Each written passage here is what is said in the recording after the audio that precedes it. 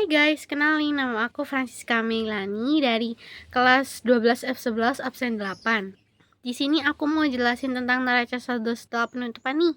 Kalian udah kepo kan? Jadi langsung aja kita dengerin penjelasannya. Nah, sekarang aku mau jelasin tentang pengertiannya dulu ya. Neraca saldo setelah penutupan adalah laporan keuangan yang menunjukkan saldo akhir dari semua akun setelah penutupan buku. Dilakukan pada akhir periode akuntansi. Ini mencerminkan posisi keuangan perusahaan pada titik waktu tertentu.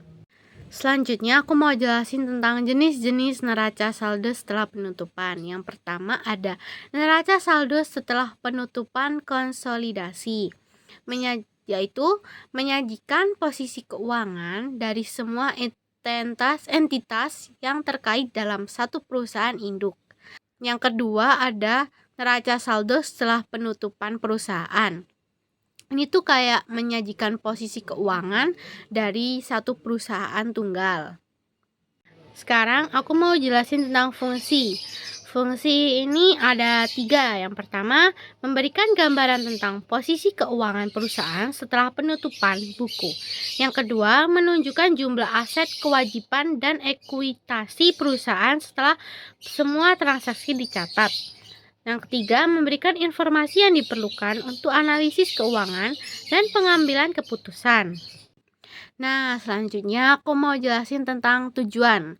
Yang pertama, tujuan dari neraca saldo setelah penutupan ini itu yang pertama ada menyediakan ringkasan posisi keuangan perusahaan pada akhir periode akuntansi.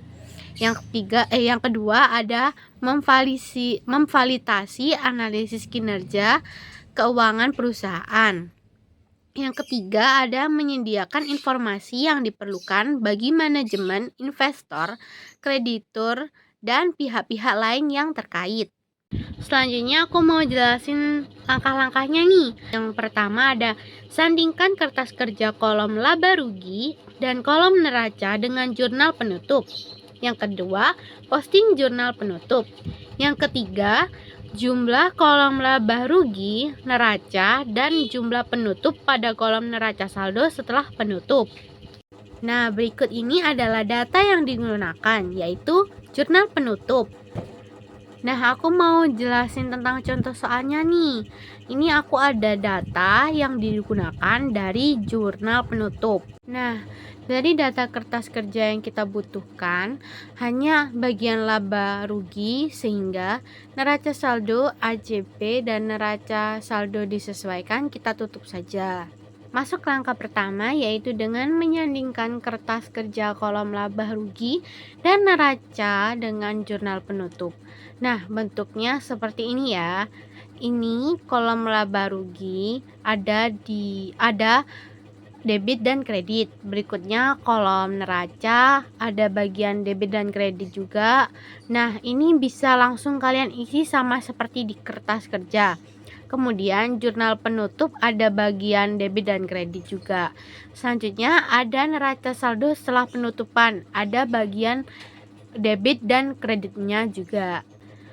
Langkah kedua yaitu kita posting ke buku. Postingnya di jurnal penutup ya.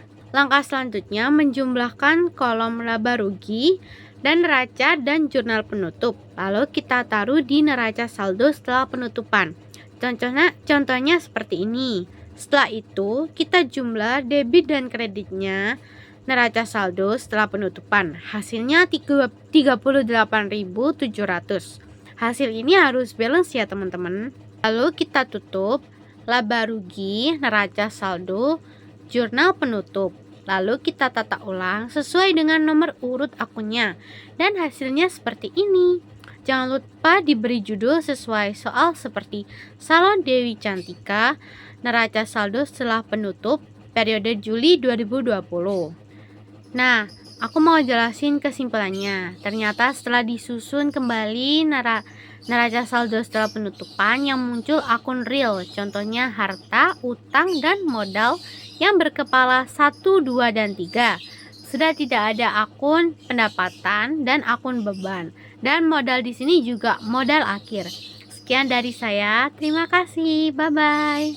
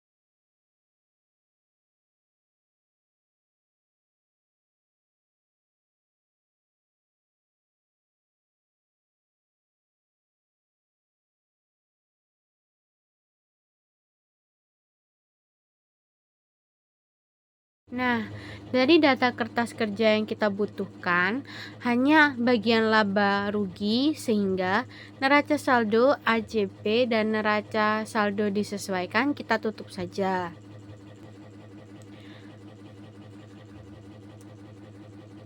Masuk langkah pertama yaitu dengan menyandingkan kertas kerja kolom laba rugi dan neraca dengan jurnal penutup. Nah, bentuknya seperti ini ya. Ini kolom laba rugi ada debit dan kredit. Berikutnya kolom neraca ada bagian debit dan kredit juga. Nah, ini bisa langsung kalian isi sama seperti di kertas kerja. Kemudian jurnal penutup ada bagian debit dan kredit juga. Selanjutnya ada neraca saldo setelah penutupan, ada bagian debit dan kreditnya juga. Langkah kedua yaitu kita posting ke buku. Postingnya di jurnal penutup ya. Langkah selanjutnya menjumlahkan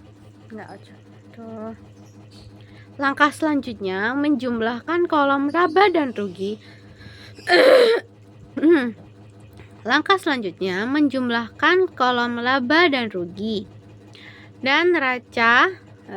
Langkah selanjutnya menjumlahkan kolom laba rugi dan neraca dan jurnal penutup. Lalu kita taruh di neraca saldo setelah penutupan. Contohnya seperti ini. Setelah itu, kita jumlah debit dan kreditnya neraca saldo setelah penutupan. Hasilnya 38.700.